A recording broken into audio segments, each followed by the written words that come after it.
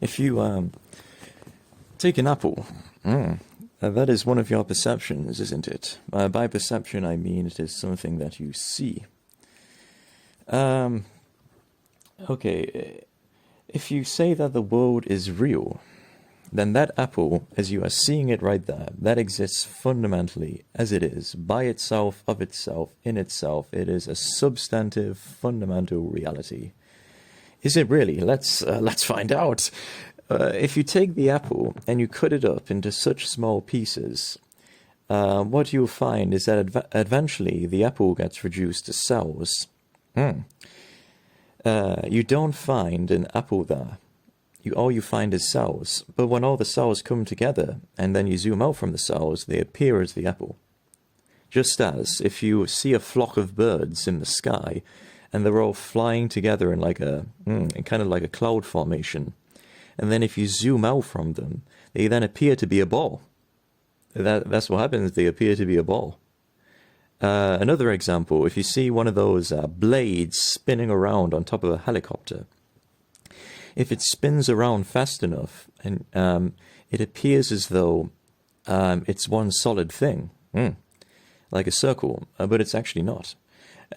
That second example is not particularly it's not particularly accurate to what we're talking about, but it gives you the idea that our perceptions can be misleading. So all that's there are cells. You cut up the apple to find the apple. You don't find it. All you find are cells. But then, just like the flock of birds in the sky, when all those when all those cells come together, and then you zoom out from them, they appear as an apple. Another word for appearance is virtual. Do you understand? The apple is virtual. It's an appearance. And all of our perceptions are just like that. They're all virtual. They're all an appearance. They're not real. Can any of that be disputed? To make my point further, before we enter into disputation, to make my point a little clearer, if you remove the cells, the apple vanishes, right? Can an apple exist without cells? No. But can cells exist without the apple? Yes. You can cut up the apple, you can, to tiny pieces, but cells will remain over. The appearance of the apple depends upon the cells for its existence.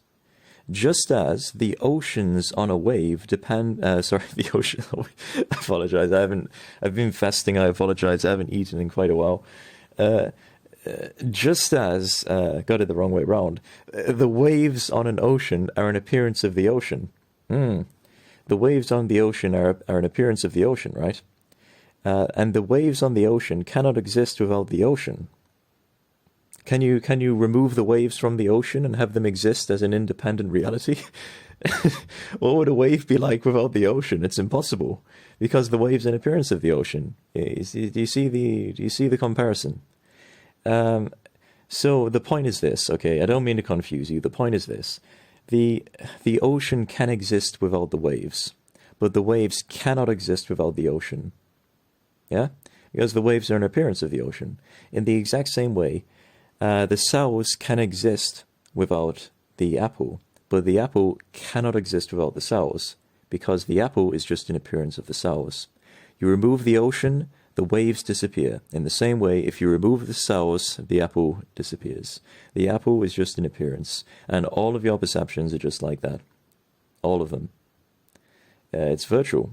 It's literally virtual. Another way to put it is like this.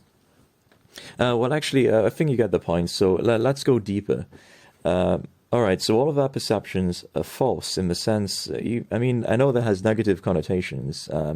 I don't mind demeaning this terrestrial world with negative connotations, but I'm sure there's other material worlds with material embodied beings. And perhaps if there's multiple universes in a universe better than this one. And I don't mean to demean their home and their world, so I don't mean to demean like everything is, material as being an appearance of the primordial matter as being false and despicable. I'm just saying false in the sense of, not with the negative connotation, but just false in the sense of like what we just went over there, like an appearance, virtual. I guess another way to put it is like a projector, right? So you have a projector, it casts out projections. and then the image is cast from the projector, and the projection is ultimately just an appearance of the projection is ultimately just an appearance of the projector. Like that, the apple is just an appearance and a projection of the kind of like the cells. It's not such a great metaphor, but it gets the job done. Okay, well, let's go deeper. The cells themselves, you can cut them up also into such small pieces, and you don't find a cell. All you find are atoms. I see. So the cell is just an appearance of the atoms, because you can cut up the cell just like you can cut up the apple into such small pieces that all that remains over are atoms.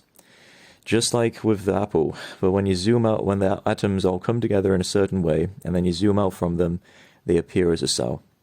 Just like the birds, the birds in the sky metaphor. So you see all the birds in the sky in a cloud formation, and then you zoom out from them, and then they appear as like a black solid object. That's what's happening here. I mean, you cut up this cell to see what's there. You don't find a cell. All you find are atoms. And again, the ocean and the wave metaphor. The waves cannot exist without the ocean, but the ocean can exist without the waves, because the waves are just an appearance of the ocean. You can't remove the waves from the ocean and have them exist independently. In the same way, those cells, can they exist independent of atoms? Can you remove the cells from the atoms and have them exist as an independent reality? No, you cannot. They're just an appearance of the atoms. If you remove the atoms, the cell vanishes, right? Because all that's there are atoms. But just like the birds in the sky, they all come together in a certain way. You zoom out from them, they appear as a cell. The cells are also virtue. The cells are also an appearance. And atoms, again, you can do the same thing. They can be reduced to, subatomic particles, and they can be reduced to uncollapsed wave functions. And they can be, according to this system of perennial system, they can be reduced further. Although our tools of enhanced perception, like electron microscopes and stuff like that, and hadron colliders, they're not powerful enough to penetrate down to this level yet.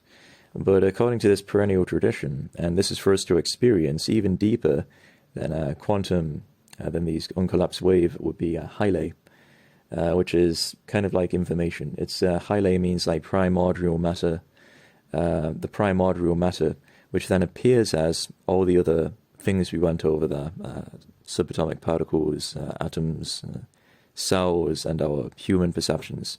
And Hyle is able to appear in many different ways.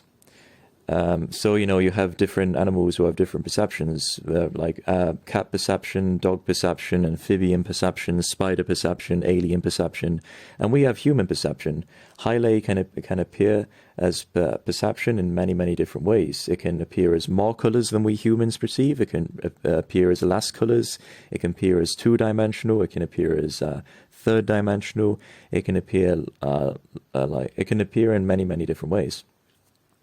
Just as a man who puts on a VR headset, and the software, kind of like not necessarily the software, but more like the kind of binary code that the whole program is running on, it can change in certain ways so that the perception of the man who has the VR headset on can be radically differentiated. Like one man, two people with VR headsets on can be in a multiplayer world.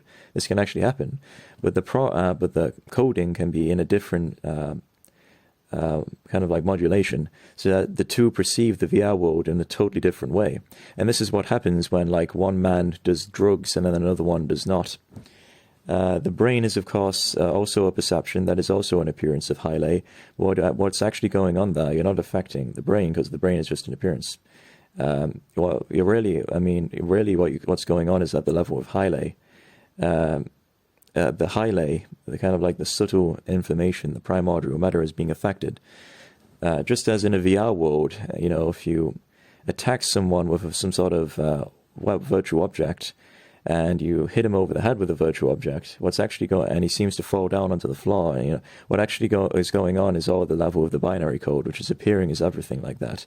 The virtual object, the weapon, that's composed of binary code, and it's an appearance of the binary code. The other man is an appearance of the binary code. If you had a brain, that would also be an appearance of the binary code. And what's actually going on is the interactions of the binary code, which then appears as, virtual objects. And it's just like that, but on a but on the level of our perception, as I hope I have demonstrated. And the benefit of this is that if we understand this, then we become more open to the possibility of, like, what is death? Because if the body is just a virtual appearance, and it's just a projection of a fundamental matter, which it is, as we've just gone over at the beginning there, then, I mean, well, why should I care if the body ages? Why should I care if it sags? Why should I care if it gets cut or damaged? Like, why should I care about any of that, right? Because it's just a virtual object. It's just a perception. It's an appearance. Like the apple, like the flock of birds. It's just virtual. And obviously when it dies, then obviously I disappear. Please look at my video, We Are Not the Body, with proof for more details on that.